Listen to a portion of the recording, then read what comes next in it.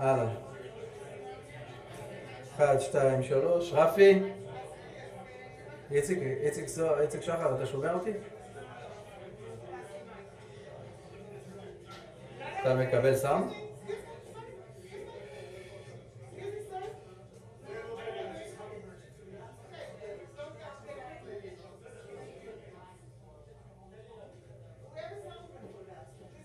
חכה שנייה. 1, 2, 3. רפי, תפתח לי סאונד לבדיקה.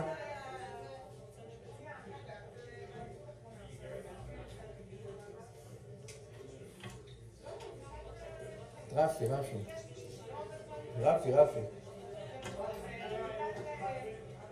אתה שומע אותי? 1, 2, 3, 4, 5, 6, 7, 8, 9, 10. אין לי יותר מדי עכשיו, אני רק... קשה, בלגן. בוא נראה, 1, 2, 3, כל הערוצים, אנו עושים בדיקה כרגע. 1, 2, 3, 4, 5, 6, 7, 8, 9, 10. אוקיי. אם מקבלים כולם, אנחנו מסיימים בדיקות. אנחנו כבר נפתח תמונה נקייה. זהו, סיימנו בדיקות. אוקיי.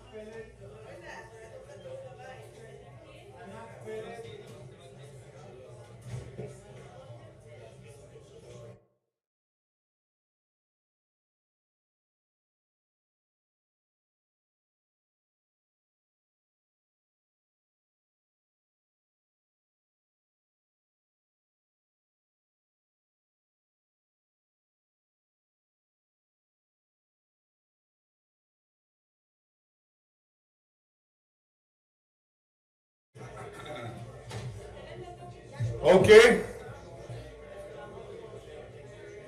צ'ק 1, 2, 3, 4, 5, 6, 7, 8, 9, 10, 11, 1. It's high? Too high. Just a second please. צ'ק 1, 2, 3. Now it's okay? Without distortion? 1, 2, 3, 4, 5, 6, 7, 8, 9. אני גם חושב, רק רגע.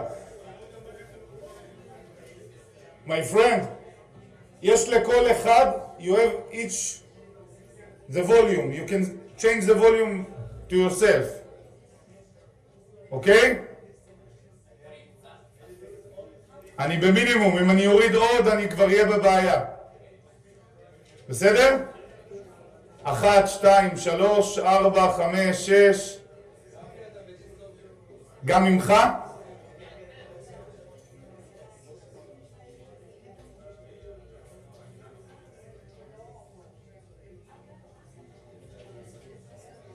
צ'ק 1, 2, 3, 4, 5, 6, 7, 8, 9. 1, 2, 2. צ'ק. היי, 1, 2, 3, 4, 5, 6. אוקיי?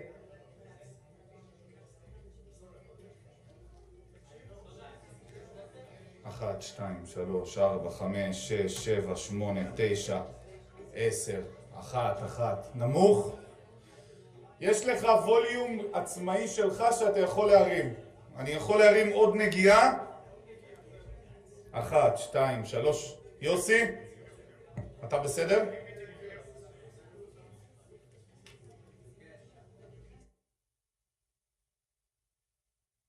צ'ק. היי,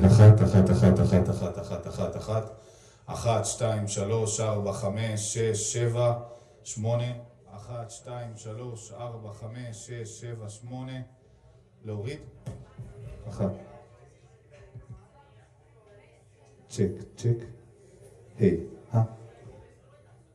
היי. 1, 2, 3. צ'ק.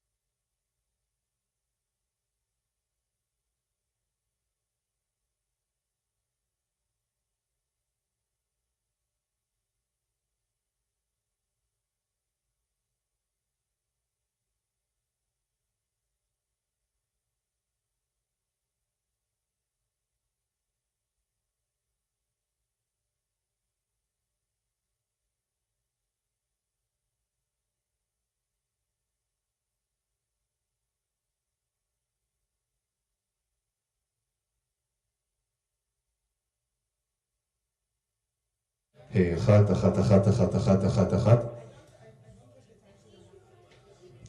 צ'ק. היי, 1. צ'ק.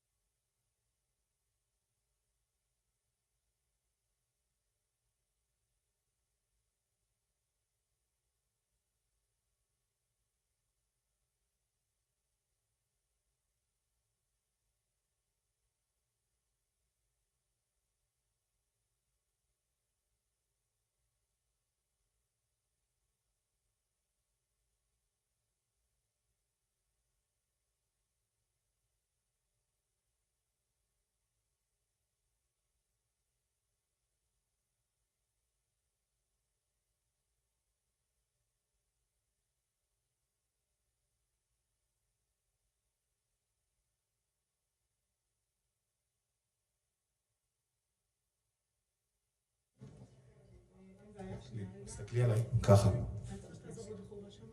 כן, מה לעשות? לתת לסוזי? את רוצה שסוזי גם תעבר? מי שאתם רוצים, רק מי שנמצא בחדר ולא עובד, שלא יבוא. אוקיי?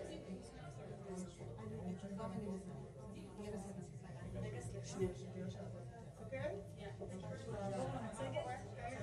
אני מוכן רק להדליק. לא רויטל, אחורה. רק להדליק את המיקרופון שלו.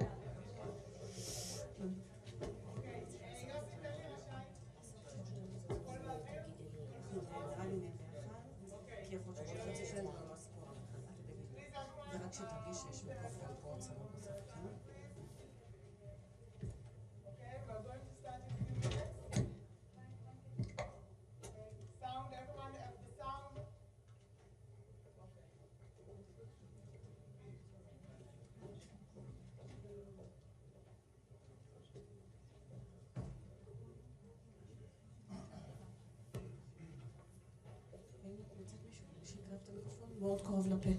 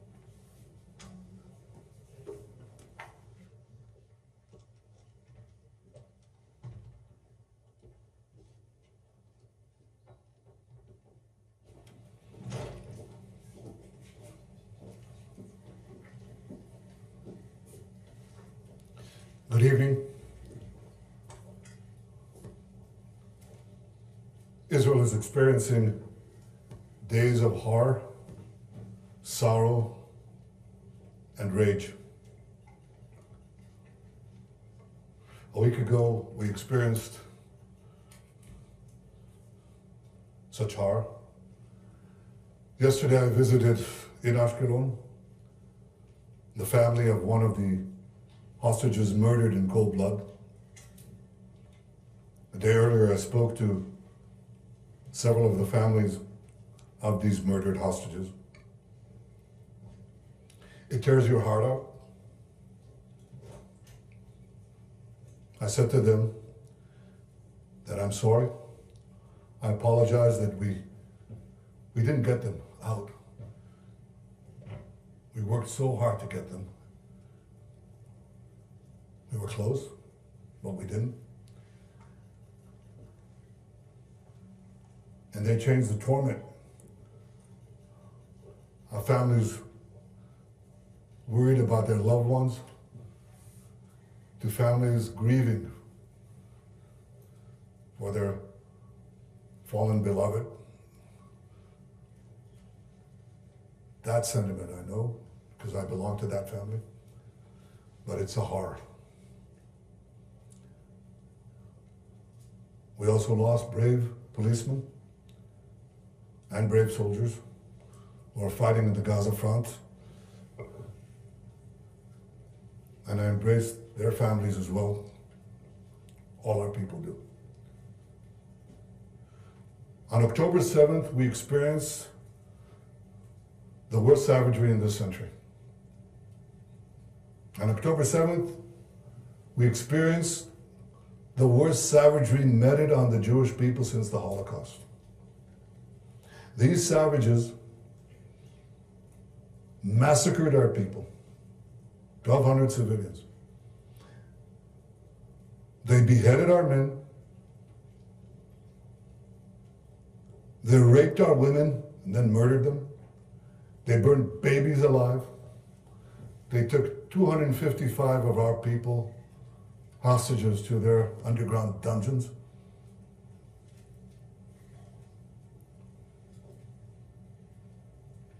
That's a horror that the world saw and responded to initially.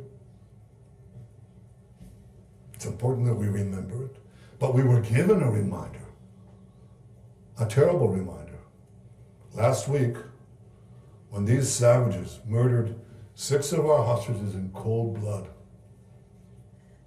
they riddled them with bullets, then they shot each of them in the head. Some of them several times. And these are the savages, these are the terrorists that Iran implanted next to our border, as elsewhere. And we're committed to defeating them, to extirpating this evil from our midst. I want to talk to you today about some of the things that we must do to achieve that goal, including the questions of the Philadelphia Corridor. But before I do that, I want to give your readers and viewers some context, because often you see maps of Israel, you think it's a Goliath. Well, I'd like to give you first an overview of where Israel is. This is the Middle East, and this is the entire Arab world, and this is Israel. It's one of the world's tiniest countries. I give it the thumb test. This is a big one, so you need a bigger thumb. But it's a tiny country. It's one of the tiniest countries on the planet. It's, I think, 0.1% of the territory of the Arab world. Maybe I'm wrong, maybe it's 0.2 of 1%. It goes from the river is right here, that's the Jordan River, to the sea, the Mediterranean Sea. So when Hamas is talking about liberating Palestine from the river to the sea, basically what they're saying is destroy Israel. And the entire width of this is probably around the width of the Washington Beltway. It's all together at its widest point, about 50 miles, right here. Tiny. And here's Gaza there. This is the red thing that you see here. That's Gaza. Now I want to zoom in. When I zoom in, remember how tiny this is. Remember the distances here. Now take a look. Here it is enlarged. This is Israel. This is the Mediterranean Sea. The Jordan River is right here. This is Egypt and the Sinai Desert. Now look at Gaza. Where is Gaza?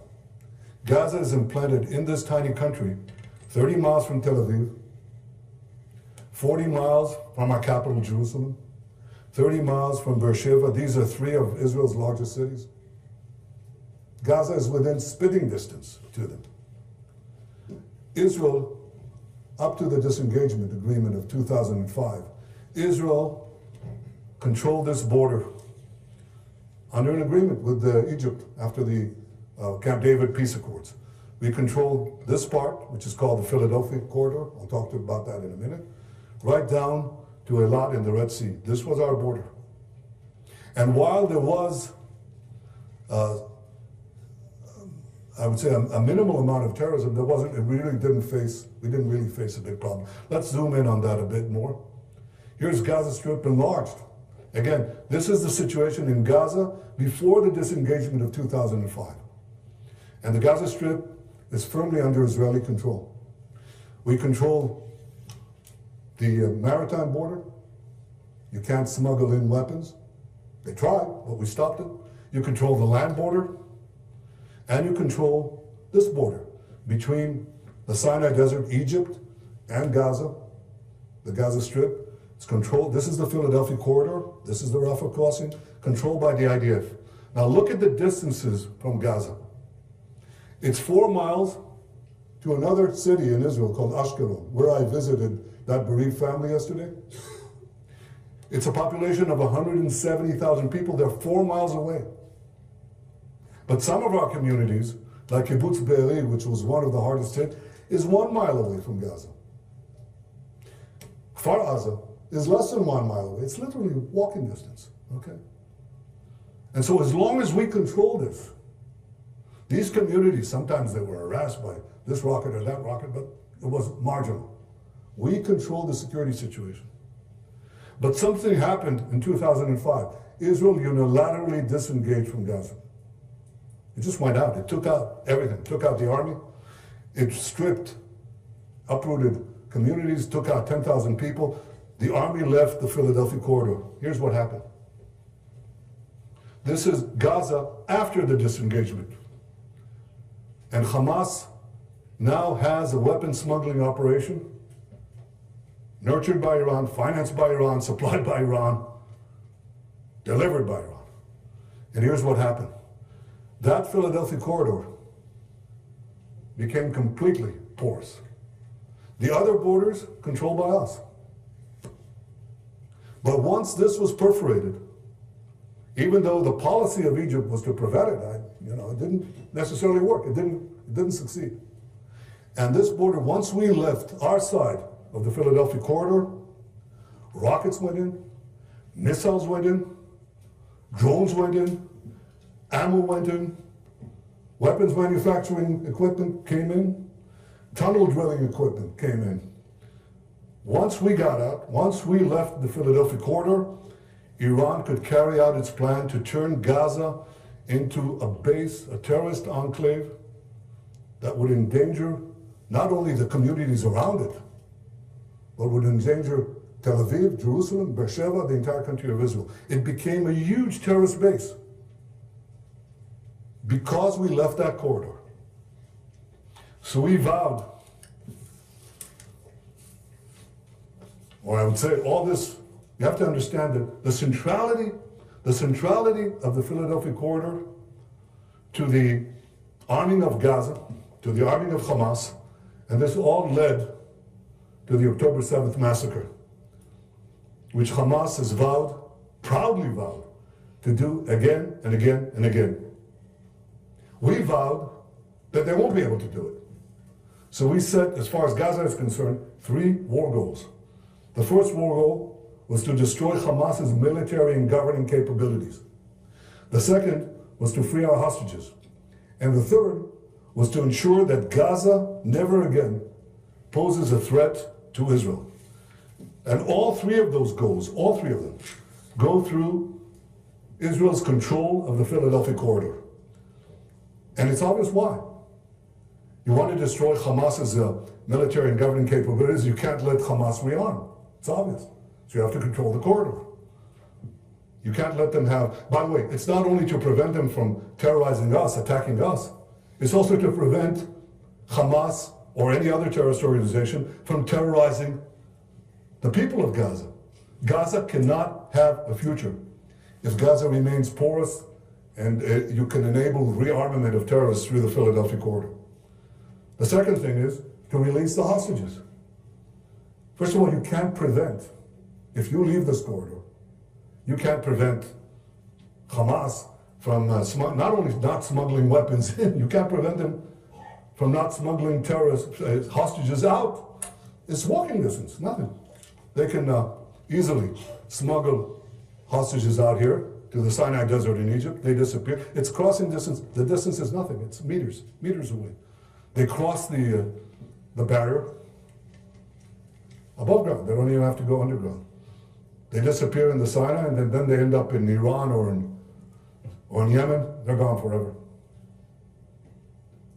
And you need something to squeeze them, to prevent them, to put pressure on them to release the remaining hostages. So if you want to release the hostages, you've got to control the Philadelphia corridor. And the third goal of ensuring that we prevent Gaza from being again a threat to Israel, it's clear Gaza must be demilitarized. And it can only be demilitarized if the Philadelphia corridor remains under firm control and is not a supply line for armaments and for terror equipment. I think that's clear to most Israelis, to all Israelis. But a question has arisen. That may be the case. But why don't you leave Gaza for 42 days? You could come back. Well, aside from what I said, that they could smuggle the terrorists out, why don't come back? I want to show you what they've got under Gaza. I didn't show you that. So I want to show you that. This is what they have under the Philadelphia corridor. Just so you understand the supply lines we're talking about. This is one of the tunnels there. Look at the engineering. Look at the investment here. Look at what they've got. We've got dozens of such tunnels underneath the Philadelphia corridor. To give you an impression of the size of these things, this is a soldier. This is a tunnel. You could drive a truck through this. Yeah, indeed, you could. Here's a truck. Or it's a Humvee. This is a huge, huge problem. Now you're just going to walk away. It's obvious we have to control it, right? I think once you see this, you understand that. But then the next question is, okay, you leave and you come back. That's what they tell us, okay? We'll have complete international legitimacy to come back. Sorry, we've gone down that route. We're down that route when we left Lebanon, and people said, you can leave Lebanon and you can come back. The first time they fire a rocket, you can come back. The world will support you. It didn't. And we've been out of Lebanon for 24 years. They said the same thing when we left Gaza in the disengagement. They said, you can leave. And the first rocket, I remember Sharon, Prime Minister Sharon said this to me. First rocket, above ground or below ground, we'll be able to go back in. It's been 20 years, we haven't gone back in. Because you all know and understand that the international community, including friendly countries under enormous domestic pressure because of the propaganda that's leveled against Israel and against them, there'll be enormous international pressure not to come back. What is their message? End the war, end the war. And so when we want to come back and resume, we'll pay an exorbitant price in many fields, including in the lives of our men. To come back, it's not just a military question. It's a military, political, strategic question. And we make that decision. We're not going to leave. 42 days, we're there. I don't want to leave in order to come back in when I know that we didn't come back in, and it's not going to take another 24 years to come back in, and God knows what price we'll have, how many more massacres, how many more kidnappings, how many more hostages, how many more rapes. It's not going to happen. So people said, yeah, but if you stay, this will kill the deal. And I say, such a deal will kill us. And there won't be a deal that way. This is a false narrative. I'm willing to make a deal. I made one already. One that brought back 150 hostages, 117 alive. And I'm committed to return the remaining 101. I'll do everything I can to get them in. But leaving Philadelphia does not advance the release of the hostages, because the deal cannot be advanced. They'll give you a minor part, if they give anything. Keep the rest. Go and argue. You know when they started giving us hostages? When we went into Philadelphia. When we went into Rafah. When we controlled the Rafah crossing. That's when they felt the pressure. As long as they didn't feel the pressure, they wouldn't do it. The first batch, the first deal that we got was a result of our invasion, the military pressure we put in. They gave us the hostages. After that, they thought, well, we'll have the international pressure turn on Israel, so we won't have to make any concessions. But after Rafah, their tune changed. And they began to change. If we leave Rafah, if we leave the Philadelphia corridor, there won't be any pressure. We won't get the hostages. I said I'm willing to make a deal. The real obstacle to making a deal is not Israel. And it's not me. It's Hamas. It's Sinwar. On April 27th, I put forward a proposal by Israel, which Secretary Blinken called extremely generous. On May 31st, having met Blinken again, I said we agreed to the US-backed proposal, and Hamas refused. On August 16th, the US brought forth what they call the final bridging proposal. Again, we accepted, Hamas refused. On August 19th, Secretary Blinken said, Israel accepted the US proposal, now Hamas has to do the same. On August 28th, that's a week ago, the deputy CIA director said, Israel showed seriousness in the negotiations, now Hamas must make the deal. This was last week. So I ask you, what has changed? What has changed in this week? What's changed is that they murdered 6 of our hostages in cold blood. Now the world will seriously demand that Israel make concessions after this massacre? What message is this sent to Hamas? I'll tell you what the message is. Murder more hostages, you'll get more concessions. That's not only illogical, it's not only immoral, it's downright insane. So it's not going to happen. We have red lines. Before the murder, they haven't changed. We'll hold to them. But we also have had flexibility. And I'll tell you one thing, Hamas will pay for this. That you can be assured. We'll make sure that we extract them, that price from them. But we are firm on our red lines, including the Philadelphia corridor, for the reasons I described here. I'm flexible where I can be. I'm firm where I have to be. I think there's the possibility of getting this deal if we stick to this strategy. I said before, we got 150 hostages out because we combined a firm stance with military pressure. And I said that Hamas, after that, relied on international pressure, but it had weakened. And then we went into Rafah and the Philadelphia corridor, so it got strengthened. And they were beginning to balk. A condition that they said they'd never accept, a red line, is that we must commit to getting out of Gaza and enabling Hamas basically to take over Gaza again. End the war, get out, let them retake Gaza. That's obviously something we couldn't do. They said there'll never be a deal. Well, they started caving in there after we took the Philadelphia corridor. And then they started backing off. You know why they waited? Why they started backing off? Because they waited for Iran to start a general war with Israel. That didn't happen. So then they waited for Hezbollah to start a general war with Israel.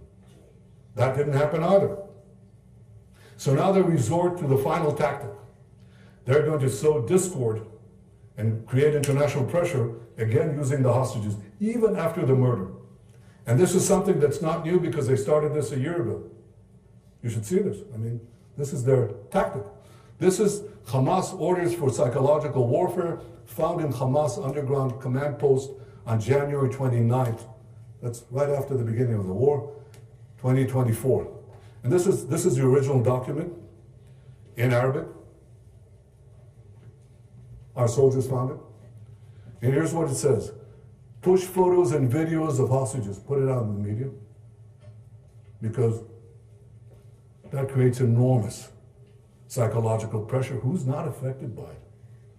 Any human being seeing these souls, these girls, these people, young people from those dungeons, you're affected by it. Second, increased psychological pressure on defense minister. Third, continue blaming Netanyahu. And fourth, claim ground operation will not release hostages. That's Hamas's, that's not only their talking points, it's their strategy. And their idea is this will sow internal discord and increase international pressure on Israel. That's what they hope to achieve. And they think this will happen. Well, it won't happen. I can tell you why it won't happen. I'll tell you why they'll fail. Because overwhelmingly, the people of Israel are united. They understand everything that I said here. Overwhelmingly. You should know that. It's important. And the second thing is, we're committed to achieving our goals. All three goals. Destroying Hamas's military and governing capabilities, releasing all our hostages, and ensuring that Gaza does not become a threat to Israel anymore. And all these require standing firm on the things that will ensure the achievement of these goals. And with God's help, and with our people's will, and with the courage of our soldiers, we'll achieve all goals.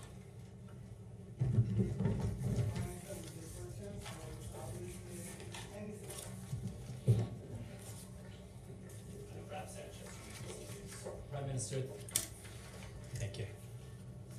The mother of, can you hear me, sir? Sure. The mother of Almog Sarusi, one of the murdered hostages, says you sacrificed her son on the altar of the Philadelphia corridor. If the price of your refusal to withdraw from the Egypt-Gaza border is more hostages are killed, is that a price you are prepared to pay? And is that a price the people of Israel will accept? I can understand the great torment that the mother of this murdered hostage feels. I can understand her rage. I can understand her sorrow. So I'm not going to stand in judgment of that. I'm not going to argue with it. I'm just going to talk about the facts. I'm committed to getting all of them out. I got more than half out, and more than half of the hostages alive out because we employed the pressure points. We leave the pressure, we're going to get no one out. I'm committed as the Prime Minister of Israel to two things. They're right here. The first one is to achieve the release of the hostages, and the second is to protect the security of Israel and make sure that we have no more hostage taking, no more murders, no more rapes, and no more rocketing of Israel. Both of them. We have to have this and this together. That's what I'm going to do. That's what I'm committed to do.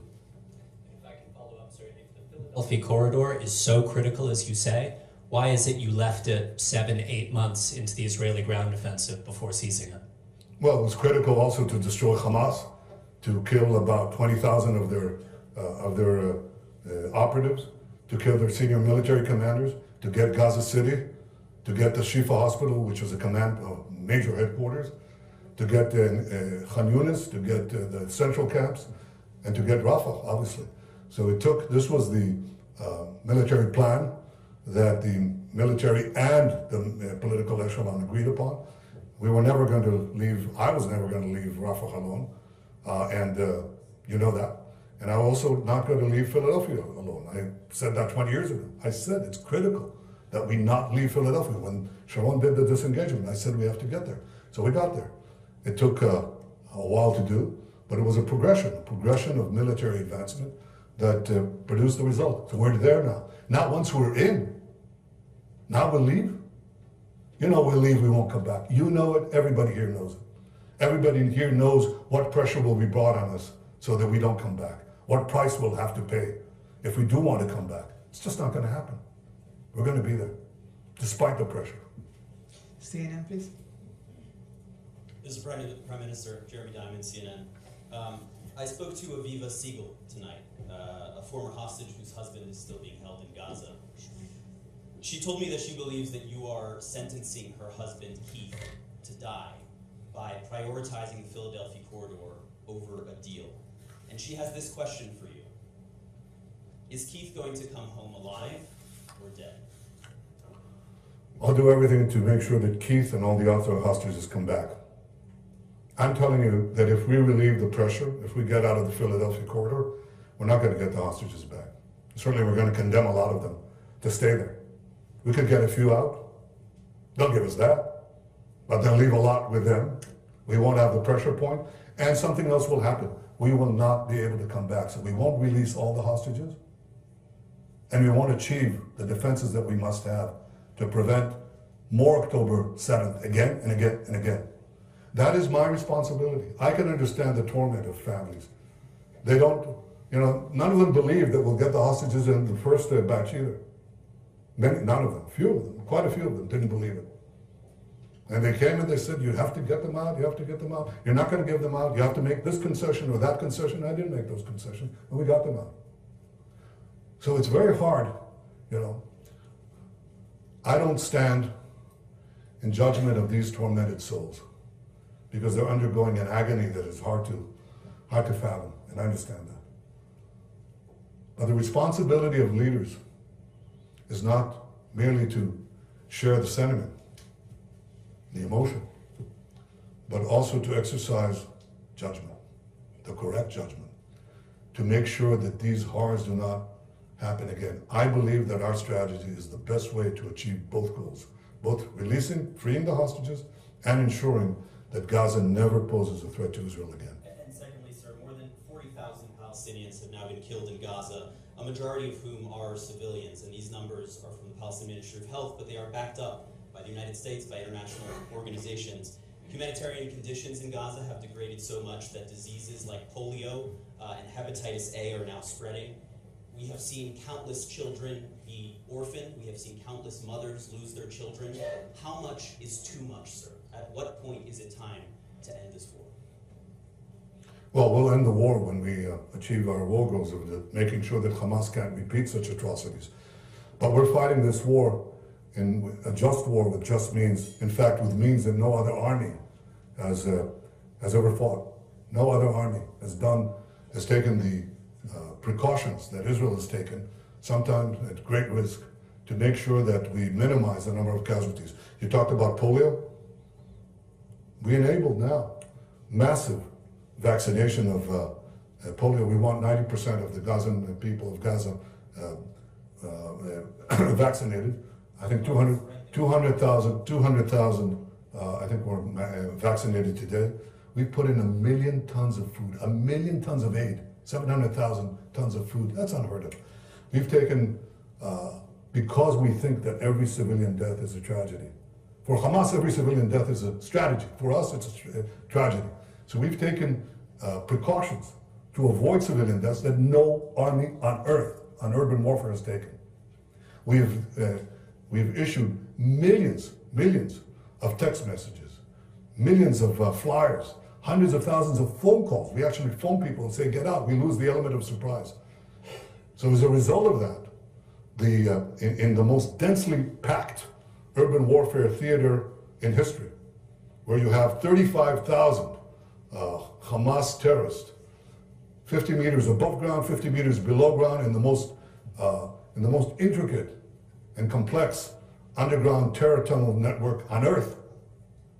We've been able to achieve the lowest ratio of civilians to combatant deaths in the history of modern urban warfare. It's 1-to-1, even by those numbers of the Palestinian Health Ministry, because we've killed about probably around 18,000 terrorists, certainly no less than 17,000.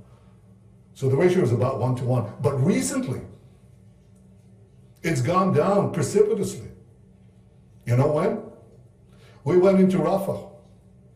And you remember what the international community and the international press and many of you reported before that. You said they're going to be stuck there. There are 1.4 million people in Gaza. They moved from the north to the south. You're going to have thousands, 20,000 killed. You're going to have a catastrophe, a humanitarian catastrophe. They have no place to go, no food to eat. Now report honestly, because here's what happened. They all left. They went to the humanitarian zone, which is 2 miles away, less, on the beach. They have tents. We supplied tents for 150,000 people. The aid agencies supplied the rest, and some of them carried their own tents. They have a place. We supplied water lines, sewage lines, food. There's more to be done, medical. So now we know how many people were killed, how many terrorists, because we counted them. And we just passed 2,000. Terrorists, body counts of terrorists. The people left. How many civilians died? I asked the commander of the division that did the Rafah operation and the Philadelphia corridor. He said, Prime Minister, there are hardly any civilian deaths because everybody left. They heeded our warnings. But he said there were probably 24, and most of them occurred, 24, and most of them occurred when one of our bombs hit a Hamas ammunition depot that was planted inside a residential area. 40 people died, about 20 were terrorists, but 20 were civilians. And he said that's most of the deaths. That's the lowest ratio of non-combatants to combatants in the history of urban warfare. That's it. Now report honestly, because you accused us of something that is outrageous. And in fact, the accusations against us are outrageously false. Humanitarian aid? 1 million trucks of aid, 1 million tons of aid? 700,000 tons of food? A deliberate starvation policy? You can say anything. Doesn't make it true. You repeat a lie over and over and over again. It assumes the cachet of self-evident truth, but it's false. Israel is doing, and the Israeli army is doing, something that no other army has done in history and will continue to do that. I'm not going to change my policies. Humanitarian policies, vaccination policies, combat policies to minimize civilian casualties. In BBC News, Mr. Prime Minister, Anthony Blinken said he heard directly from you that you had endorsed a clear schedule and locations for the withdrawal of troops. Did you tell him that you would withdraw troops from the Philadelphia corridor at any point in a deal? No, I said I think you're conflating here two things. Number one, I agreed to reduce the number of troops along the Philadelphia corridor, okay? Because we don't need a division and a half on this 8-mile corridor. We don't need that, okay? They can both protect themselves and prevent the smuggling of terrorists, of the hostages outside, and keep the corridor intact and prevent its porous perforation. So we don't need that much, and I said we can reduce the number of troops, and we did. But I think the other thing they're asking is what happens in phase 2, okay? We are talking about phase 1, 42 days. We stay there, it's obvious. Again, in somewhat reduced presence because we don't need as large a force. But we also agreed to begin discussions about a permanent ceasefire. And the conditions that we shall have for a permanent ceasefire must include a situation where the Philadelphia corridor cannot be perforated. Somebody has to be there. Somebody has to be there. Look, I don't care. Bring me anyone who will actually show us, not on paper, not in words, not in a slide, but on the ground, day after day, week after week, month after month, that they can actually prevent the recurrence of what happened there before. We're open to consider it. But that's, I don't see that happening. And until that happens, I don't see that happening right now. And until that happens, we're there. You wanted to ask another question, but go ahead. CBS. Yeah, go CBS. ahead. Okay. Prime Minister, I'm Elizabeth Palmer from CBS. President Biden said you were not doing enough to reach a hostage deal. How do you interpret that, and what's your response? I think I've already answered that. I'm just talking about the facts, just the facts. I said that in April, we gave an extraordinarily generous offer, not my words, Secretary Blinken. On May 31st, we accepted the American proposal. Hamas refused. On August 16th, we accepted the second American proposal, the final bridging proposal. We accepted it. Hamas again refused. On just last week, as I said, the deputy CIA director said that Israel has been serious about the negotiations. Hamas is not. So I've gone out of my way. I've given leeway to our negotiating teams 5 times. 5 times. And I have areas of flexibility. But where I have to be firm, I'm firm. Where I can be flexible, I'm flexible. But in fact, the obstacle has been Hamas from the beginning. Everybody knows that. Secretary Blinken said that. Others said that. We all know that. Should we do more? Well, we have a saying in Hebrew, Mivchan HaMetziut, I'll translate that as the test of results, okay? The result is we've achieved the release of more than half the hostages and a lot more than half of the living hostages. But as far as I'm concerned, there's still a task to be done more. And yes, we'll do more because I'm committed to getting them out, all of them. And we'll get them out in the right combination of military pressure, negotiating pressure, and negotiating flexibility where we can be. That is the truth. So I would direct the pressure and the rage where it belongs on those who took these hostages, those who keep them in those dark dungeons, and those who massacre them in cold blood. It's Hamas. It's Sinwar. Thank you. Bloomberg, Dan Williams. Dan Williams from Bloomberg. Back in April, you said Israel was but a step away from victory. A month later, your national security advisor said the war would last into 2025. Now, a few months on, where do things stand? When will this war end? And a related question, please.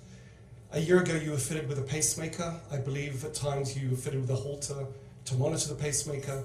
You said yesterday you sleep 2 hours a night. In your televised briefing, you get a couple hours. Did I say 2 hours? I'll correct. That may have been in jest. Nonetheless, you're under enormous stress.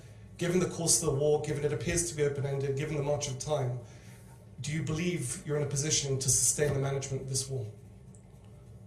Sorry, your first question was? First question was about the timeline for the war, given that you said in April it was a step away from victory, and then a month later, your national security advisor said it would last into the coming year. Thank you.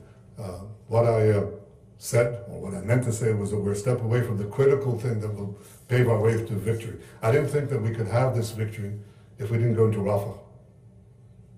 And I withstood quite a bit of international pressure and American pressure to go into Rafah and to Philadelphia. I thought there's no way we can end this war without it, for the reasons I explained. So we did it. I said this before we completed this task. And we did indeed complete this task, and now we're in a position to destroy Hamas militarily. There's still work to be done to destroy its governance capability. Primarily, I don't want to run Gaza, but I want to take away from Hamas the key thing that they have, other than the military, which we're destroying. You know, we're killing their certain senior commanders, we're killing their operators, we're destroying their tunnels, we're destroying their weapons manufacturing capability, we're stopping the cash. They don't have any cash. We found millions and millions of shekels in cash in these tunnels. They don't have any more cash. Part of the reason they're squeezed is because we control their money machine, which was the Rafah crossing. They don't have that. So we're choking them. But there's one thing that they have, which is the distribution of food. They basically, we let the trucks come in. We let all those trucks come in. And Hamas's strategy is to steal, hoard, and gouge. That's what they do. They take the food, they take exorbitant prices. They steal the food, charge exorbitant prices from the Gaza population. And that's how they continue to, they hope to continue to survive. And we have to take that away from them. Again, I don't want to run Gaza, I don't want to administer Gaza, but I want to take this away from them. So we still have to do that. But we're well ahead in our program for victory, which we'll achieve, than we were a few months ago. And when I said what I said, I was right. The second question you ask is, how long can you do this? As long as it takes to achieve this victory. And I think we're getting a lot closer. And as long as the people of Israel entrust it to me. That's all. As far as my health is concerned, it's fine. Sky News. Brother South on Sky News. I don't know whether we can see that wider map of Israel again, whether it's technically Yeah, possible go to ahead. get it back up on the screen. Go ahead, sure. You said at the beginning, the slightly wide one. No, a bit wider. There we go. You said at the beginning of your speech that Hamas and others in the Middle East want to wipe Israel off the map. You have literally wiped the West Bank off that map.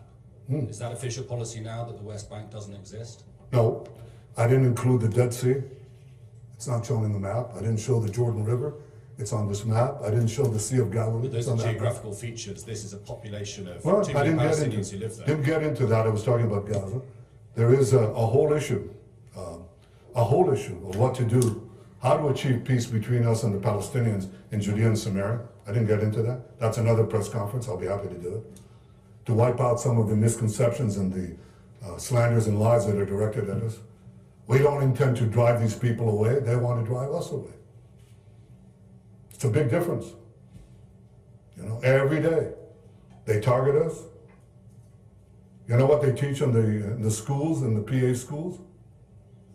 They teach exactly the same thing that they teach, the same textbooks, as in same textbooks here in the PA schools as here. Same thing. Israel has to be destroyed, kill as many Jews, pay for slay. The more Jews, the more Israelis you kill, the more you get paid. There's a difference in strategy. Hamas believes that the way to destroy Israel is through outright terror and military confrontation immediately, backed by Iran. It's all part of the Iranian axis.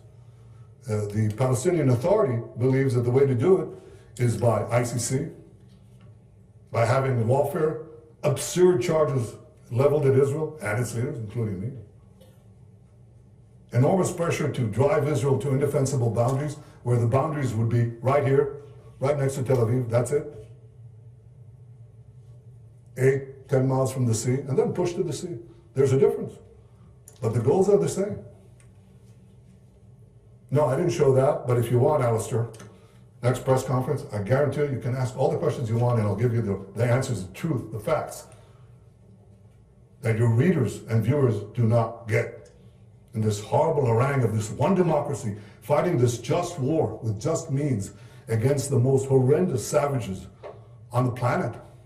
And Israel is being condemned. Israel is being pilloried. Israel is being slandered. This is something that not only affects the Jewish people. 80 years after the Holocaust, when our enemies are openly declaring that they'll make another Holocaust, it also affects a beleaguered democracy that is fighting the battle of all democracies against these barbarians. So yes, I'll be happy to talk about the West Bank and the Palestinian Authority, you name it. And in fact, I'll let you name it, because one thing I do not fear is tough questions. And I hope you accept some direct answers. Prime Minister Netanyahu, Antonio Pita, El País newspaper. First time I came here as a correspondent, it was 2007. I was here for 7 years, then I came back right before the elections. I find it hard to recall a speech in which you mentioned Philadelphia corridor, at least gave it a lot of importance. Why suddenly in the last few weeks it seems that the future of Israel depends on that? Thanks. Now, I hope that it's your own recollection and not something that you heard on the news or in our, in some of our reporting. Netanyahu has not mentioned the Philadelphia corridor. All right. So here's what I said. Okay, when I resigned from Sharon's government because I couldn't agree with the policy, and so I resigned. I was finance minister, and I said to him in the resignation letter, I said, at least, you should stay in the Philadelphia corridor, because otherwise this is going to become Hamastan, which it did. Okay, and I talked about it before that too. Okay, and then now you talk about this war, right? We had a lot of discussions in security meetings about the Philadelphia corridor, about the smuggling, and we had an option. What do we do? What do we do about it? Because the only way to deal with it really was to conquer Gaza. But we knew we didn't have neither the domestic legitimacy nor the international legitimacy to do it. Look how much problem we have now after this worst savagery that was delivered to the Jewish people since the Holocaust, and we still have. Look at all the questions you're asking me. Look at all the international pressure that is put on Israel. So certainly we didn't have that legitimacy before the October 7th massacre. And so what we did was basically attack Hamas every time, attack it again and again and again. I, as Prime Minister, led 4 of these operations in which we killed 6,000 of their terrorists. We killed their military chief, Jabri was called, and others. But we didn't go in. The only way we could deal with the Philadelphia corridor was to conquer Gaza. And the only way we could conquer Gaza was to have the legitimacy that we lacked until October 7th happened. Once it happened, we went into Gaza, and guess what? The first time I talked about the Philadelphia corridor, I called it the Southern Sugal Dlumi, the Southern Barrier. I said, we need a Southern Barrier, okay? And we discussed 2 possibilities, one the Philadelphia corridor and one, 1 or 2 kilometers north of that's not important, okay? But it was clear you have to stop. Can you show that map again of the perforation? No? Yeah, no, not that one. Not that one either. We have to stop this. If we don't stop this, we've achieved nothing. So I spoke about it publicly. First time in November. You know when the war began, October, right? But that's my first public statement. Now, you should check this out. My research team, just by punching out, found 8 references every month about the Southern Corridor. I can tell you that in our internal discussions, in the War Cabinet and in the General Cabinet, I talked about it a lot. So here again is a misrepresentation of fact. Oh, we're using this as a pretext. This is just a way, a political ploy. It's not a political ploy. You have to be blind not to see this. I'm not blind, nor are the people of Israel. They overwhelmingly support keeping this corridor in our hands because they understand that this is something that we must do both to achieve our goal of winning the war, but also to put the pressure to release our hostages, and we'll do so. But I can tell you, it's not the first time that I talked about it.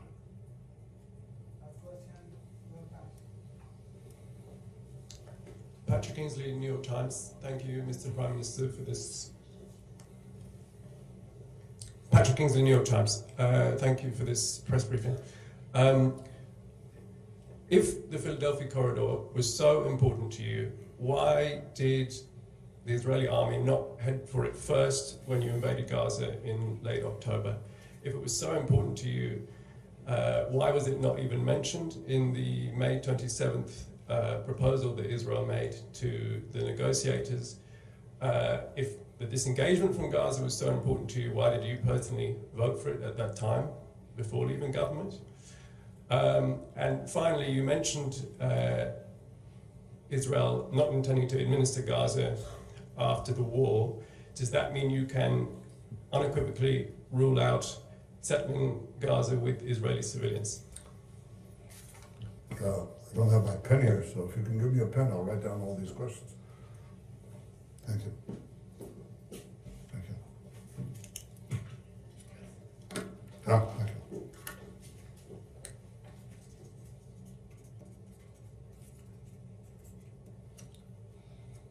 I explained that it was important enough that we had it, it was clear we were going to conquer all of Gaza, that we didn't have a choice. But the sequencing, and I won't get into the military consideration, which the cabinet accepted in this case. We were uniform on that. We didn't know when we go in what exactly would happen. We knew there was a vortex, a main nerve center in Gaza City, around the Shifa Hospital and elsewhere. And this was the progression that was there, was supposed to continue with one fell swoop. We had a lot of obstacles to get down to Rafah in the Philadelphia corridor. Took us about 3 months, but the idea was to do it very fast, and we did it. Now, once we've done it, obviously we're going to keep it. You ask why, if it was so important for you, did you vote for the disengagement? Number one, I voted in the capital, in the Knesset, for, I was finance minister. I wanted to do some important reforms that revolutionize the Israeli economy. You can see it in the skyline of Tel Aviv and Israel's other cities. Basically a free market reforms. And I was caught in a quandary because I wanted to complete those reforms, but I knew that once the government actually votes to tear out the communities and to get out, that's it. My reforms would be stymied. Israel would not have would not become the technological and economic powerhouse that it became. So the question was, and the government didn't quite do this. They were careful. The government in which I was a part, they basically said, okay, we haven't decided yet on whether we leave.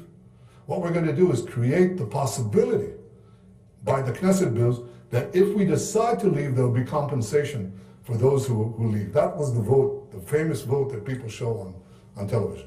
So anyway, when the actual vote came in the cabinet to leave, I said, you have to stay in there. You cannot leave the Philadelphia corridor. And I resigned from the government. So I voted against it. That's important.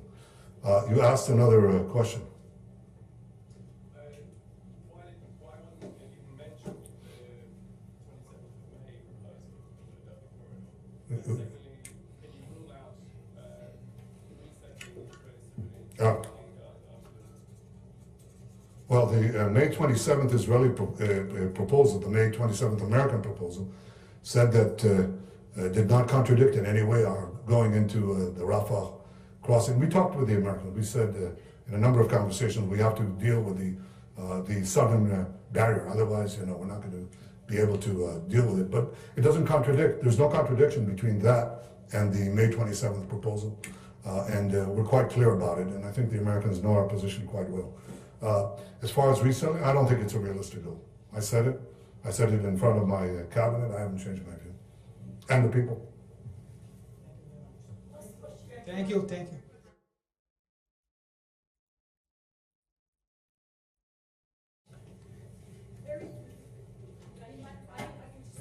Go ahead.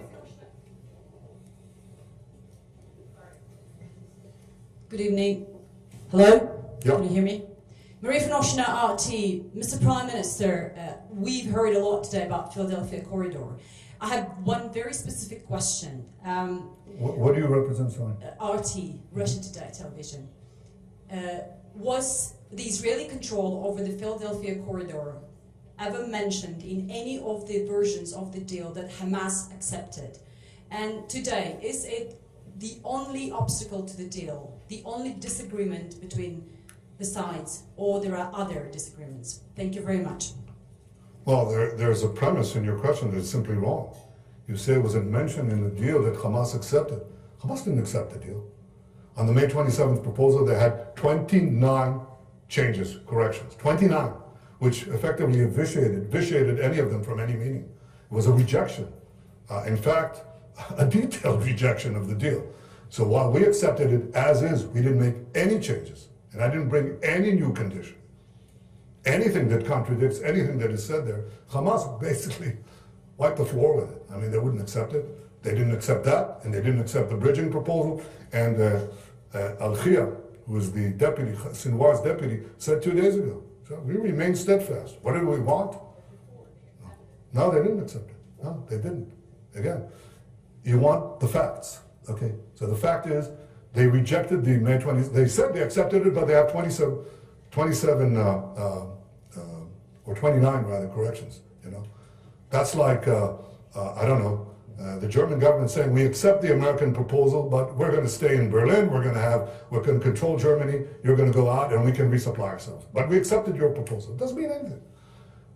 They put in 29 corrections that essentially was a sound and detailed rejection of the deal. I don't care, how they frame it for public purposes. It's meaningless. We know the truth.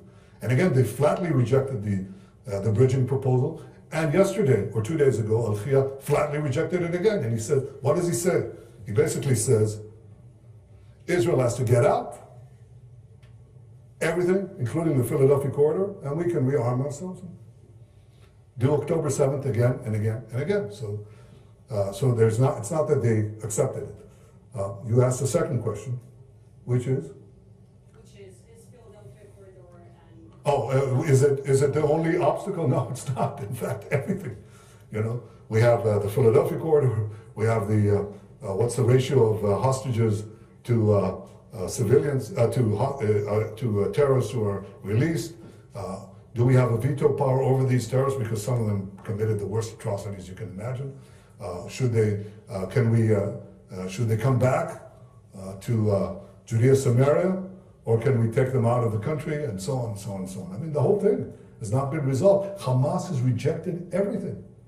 And we're trying to find some area to begin the negotiations. They refuse to do that.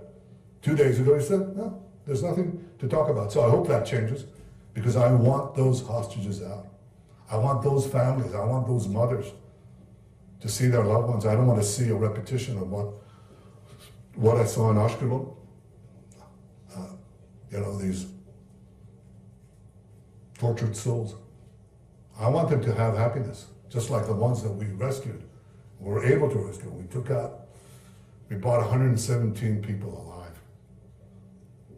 And by the way, I insisted in the first deal, we talked about 50, and I said, no, we're going to get 30 more out. And I talked to President Biden, he helped, and I appreciate it. And we brought it up from 50 to 80. That's 80 souls that came back to life. Their families came back to life. So, look, I'll do everything I can to get these people out. But the pressure should be directed where it belongs. It's not on Israel. It's on Hamas. Thank you all. You've been very, very patient.